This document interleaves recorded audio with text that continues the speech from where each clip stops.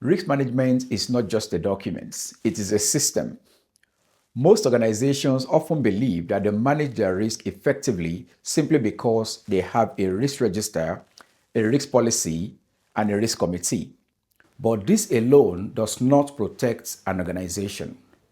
What protects an organization is a governance system that identifies, assesses, controls, assigns ownership, manages, and escalates risk management in near real time. In today's episode, I'll focus on top key risk management mistakes that institutions and SMEs make that can distort their enterprise value decision-making system.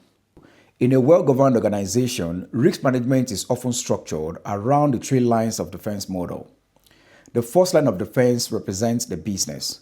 They are responsible for the risks they take. Take, for example, the IT department in your organization granting access to users in the business.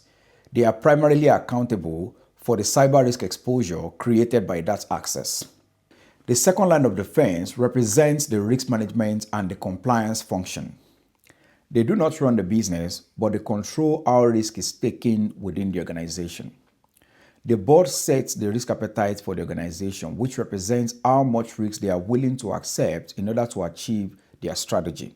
The risk management function translates that into operating limits, credit limits, cyber exposure threshold, liquidity buffers, capital and tolerance levels.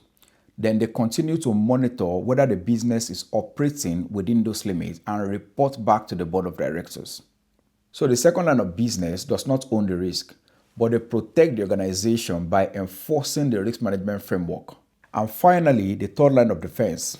These are the internal auditors in your organization, and they have a responsibility to provide an independent assurance. They often do this by continuously testing the effectiveness of existing controls within the organization. When the first line of defense does not take accountability for risk ownership, there's no amount of monitoring, reporting that can easily protect the organization.